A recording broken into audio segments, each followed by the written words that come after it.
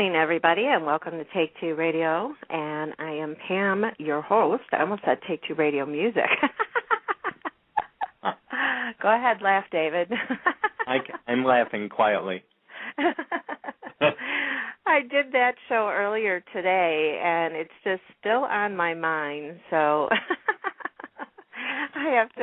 I'm getting the confusions when I start shows these days with doing so many of them. So anyways, if you haven't figured out, listeners, my co-host today is David. Hello, David. I hope you're having a good day. So far, yes. Good. Us now. Oh, thank you. Who are you with? It just says Pam. This is Pam, and I have David, my co-host, with me. Oh, hi, David. Hi, Jennifer. It's nice to meet you again. You too. So how's your day been going? Well, I'm getting ready to go to Italy. A movie that I did is nominated for Best Film at the Milan Film Festival. So I've been out getting 2 red carpet evening gowns to wear at the red carpet in Milan. Wonderful. And I'm just ready to take a nap now. I hate going shopping for clothes. I'm not shopping. They loaned us the dresses, but it's exhausting trying on dresses. I don't know why it's exhausting, but it is. Well, first of all, congratulations. And second, you're welcome. I'm one of those people that do not like to go out shopping and trying clothes on at all either. I must be just strange for a girl. I'd rather have the things come to my house and try them on at my leisure, but for you, I would imagine when they bring it in. And have the limo take us home. Right? Yeah, and limo all the clothes to us, yes, darling. Yeah. And then have the alteration people come in. That's right. That's true. Well, nothing's about us. Well, what movie was nominated? I did a short film about a woman dying of inoperable brain cancer. They misdiagnosed her for about 10 years. It's a true story. Oh, and wow. She's hanging on to her life because her daughter's visa, the girl who plays my daughter is Melanie Martin. She produced it, she co-wrote it, and she co-starred with me. And she's trying to get to Canada to say goodbye to her mother, who's got about 10 seconds to live.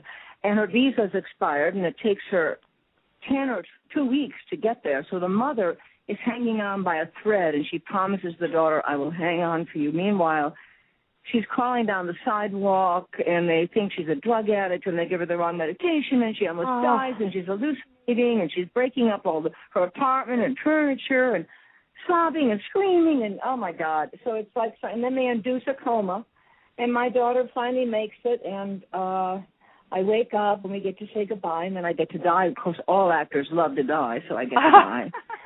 Yeah. It was really great. We had a great time. Anyway, we were one of 9 films nominated for Best Short. And, you know, when you realize we got a letter from Sundance last year, it said we had 11,600 submissions in the short film department. Oh, my God. So I don't know how many thousands of submissions they got, but we're in, and we are so excited about it. Oh, and you should be. It sounds like a great movie, even if it's a short. I don't care. That's something I'd want to watch. It's very Fellini-ish because, you know, I fall into a black swimming pool screaming underwater, and I kind of levitate off the bed, and then I'm walking in a strange forest, and there's a big 9-foot, 10-foot high at night. And there's this 10-foot high white door with all this white fog streaming all around it. And I look through the keyhole, and I hear the hospice nurse. I see myself sleeping, and I see my daughter, and I hear the hospice nurse say, we had to induce a coma because your mother was too violent. So she may not wake up. My daughter says, she'll wake up. And I open the door, and I go into the room and go back into my body, and then I open my eyes and say, is it really you? And she said, yes, Mama, it is. And we get to say goodbye. That brings tears to my eyes just hearing that. I mean, I know probably most of the listeners have gone through an experience of seeing someone, you know, pass, and you always hope that you get to say that final goodbye. So. Oh, yes. Husband, thank God, my husband did not go that way, but I got a medium in New York who is absolutely, she's got one foot in the other world. Mm-hmm. Even when she was 5 years old, she said to her grandmother, Granny, do you see that man over there? And her grandmother said, Roxanne, there isn't a man over there. She said, oh, I see a man. And then she didn't say anything. She thought, well, I can see a man, and my grandmother can't, so there must be something wrong with me. Mm-hmm. And then she realized as she was growing up, she saw spirits and people who had passed all her life, but nobody else saw them. And then she started talking to them. And so when I got to her, I talked to my husband, who didn't believe in the afterlife. He didn't believe in anything, and he was telling me what happens when you die and how he was. And then we used to have a running gag because he was 23 years older than me, and he used to say, oh, baby, I wish I'd married you before I married my first wife. And I said, darling, I was 5 years old. So the first thing she said to me was, he wants me to tell you that he wished he'd married you before he married his first wife. Oh, and I kind of like burst into tears, and then I said, I was 5 years old, and she laughed, but I knew I was talking to him. Yeah. Because she couldn't have how could she have known this? She couldn't Right. So she calls me from New York. So she'll call me, this is years later, almost 4 years later. She'll say, Luther wants to talk to you. Can we do a reading on the phone? He woke me up the other day. He wants me to contact you. Oh. So, and she'll tell me things that I'm arranging the next person in your life who's coming in. It won't be as good as us, but it'll be pretty good. Oh, man. So I love it. It was a miraculous thing to happen because he was, these miracles happen, And oh yeah. Speaking of dying, in my first episode on Grey's Anatomy, I thought my daughter-in-law was fine, and then she had an aneurysm and died. Oh my God. That show is so unbelievably brilliant that I can't. They're incredible, and they have writers that all work together on the script. And then when you work, whatever days you work, the writers are there on the set with you. And the writer came up to me and he said, "That line is almost impossible to say." I said, "Yes, it is, but I'm making it work." He said, "You shouldn't have to make it work. I'm going to rewrite that line for you. And I've got some more lines. I'm going to meet you in your trailer before you get dressed, and I'm going to give you some new lines." What a thing to have the writers write on the set. Yeah. That is so incredible. Wow. And I watched that episode of you on Grace. I wish all my children we had writers on the set. Yeah. Yeah, would be nice, right? But I watched that episode of Grey's Anatomy with you on there, and you had some really hard scenes. I mean, my gosh, everybody was in comas and dying, and you were just crying the whole time. Oh, my God. I mean, it gets much more complicated. And I've got much bigger scenes to do in the second episode. Oh, I'm so happy. I'm so happy to hear that.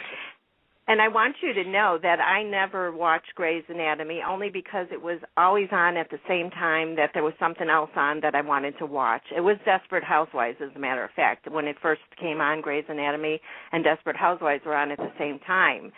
And so when I found out you were going to be on Grey's, I made sure that I watched it, so just so I could see you. I don't watch a lot of television at all. Mm-hmm. And I had never watched it, and I turned it on. I said, "Oh, my God, this is a fabulous show." And I was loving what I was seeing. And then I found out that 3 weeks ago, after 9 years on the air, they were number one in the Nielsen ratings that week. Wow. What does that tell you? They beat American Idol. Yeah. Wow. Well, I can't wait to see for a show that old, that popular, is pretty phenomenal. Well, I know that just by watching that one episode, I want to see more. So I can understand how people have gotten, addicted to it. Well, what other show has a one-legged lesbian? I mean, I don't know any shows that have a one-legged lesbian. And Kate Capshaw's daughter Jessica Capshaw plays a one-legged lesbian. And what a role. Yeah. And they write really, really, really wonderful things for their stars. I mean, because we're all there to support their stars. Right. Right, yes. Kevin the Kid is, God, what an angel he is. He directed the next episode that I do and starred in it. Darling, at the end, he was so tired he could barely walk. Aw. I mean, directing and did you realize you were going to have such a big part in this episode? He said, no, I did not. You know, but it's, you know, I get into more trouble in the next episode, and I'm struggling with my relationship with my grandson, and you know, it's really it's juicy stuff. You guys are going to like it. Oh, I'm sure. I'm definitely going to be watching. Now, I wondered, how do you make yourself cry like that for like a whole episode? That's got to be hard. But you know, when I was on All My Children, I would tell people, they said, well, how do you really win an Emmy? I said, well, if you can do Dead Baby at the Grave brilliantly, you can win an Emmy. Oh. So what do you mean a dead baby? I said, if your baby, not really, but if your baby in the show dies, it's not real, and you get to go to the grave and start crying, that's how you win an Emmy. They love Dead Baby at the Grave. I happen to do Dead Baby at the Grave brilliantly. That's what I do. It's one of my specialties. So, and crying, you know, my mother and my grandmother was an opera singer and an actress, and my mother, it skipped a generation, but she could have been an actress. My emotions are ready to pop out of my skull. So if you put me in a situation that calls for crying, the tears just go, boom, you know, right out of me. Oh, my gosh. Well, I can't do that. I have to really think about something or watch something to make myself cry. And me too. Yeah. Well, why would you want to make yourself cry? Well, only once in a while when I'm having like one of those days where I feel like crying, but it's not coming out, and I can't explain why I want to cry. But I'll listen to some music or something and do it. If you want to, here's what people say. The little boy on the show, he said, how can you cry like that? Because I can't cry. I said, you've not lost anybody yet in your life, have you? He said, no. And you haven't lost a pet either, have you? He said, no. I said, you have a pet? He said, yes. I said, okay. 2 days before I started Grey's Anatomy, if I have a scene where I have to be crying at the top of the scene, at the very beginning of the scene, what I did and what I do is I go to the animal hospital and I see that cold metal table and I ask for a towel, and we took Smokey, who we put to sleep about a month ago, on a blue blanket, and we held him, and he said, now the first shot's just going to be a sedative. And then we held on to him, and now you see how emotional he is. And then we injected him, and we held him until he stopped breathing. Oh, I'm so sorry for your loss, too. I know how hard that is. I know. No, animals are like children. It's like losing a little baby. Because if you open their can and feed them, they're yours for life. They never say, are you going to go out dressed like that when you get to the front door? You get no criticism from your animals as long as you feed them. That's true. You know, I mean, one of the cats here just ate 2 birds in the last 2 days. I think he found a nest. He ate the feathers even. And I was saying prayers for the soul of the bird as he was eating it while it was still fluttering a little. I said, oh, Jesus.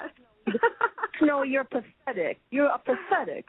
And he wants me to tell him how good he is. I mean, because cats really want you to say, isn't that great? You got a bird? I don't think it's great. It makes me very depressed. Oh, my gosh. I had a cat that did that. He used to be an outside cat at night, and he would come home in the morning, and my mom would let him in when she let my stepfather out for work, and the cat would come in, and he'd leave her something at her feet.